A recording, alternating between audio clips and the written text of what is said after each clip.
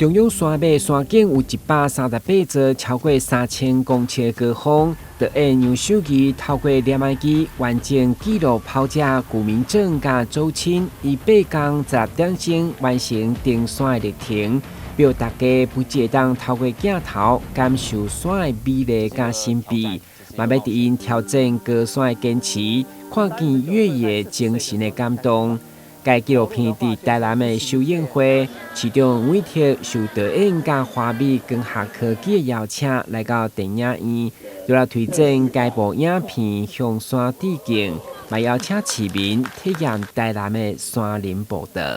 感谢华美光学，它能够赞助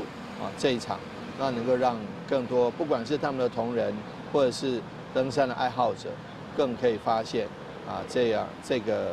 这部电影能够介绍我们的中央山脉，跟介绍台湾，就像过去齐柏林导演在整个的拍摄能够让大家发现台湾之美一样，这部《世新巅峰》也一定让你从中央山脉的角度，更看到更深一层的这个台湾的土地，那向山致敬，能够让我们一起来爱护这块土地。该影片以南北全长超过300公里的中央山脉为拍片的范围，嘛是第一部完整定型的纪录片。市府除了推荐大家来欣赏，对着爱爬山的朋友，嘛了解台南有梅岭、大洞山、碧云、水泉等一登山步道，邀请大家做回来体验。台南新闻综合采访报道。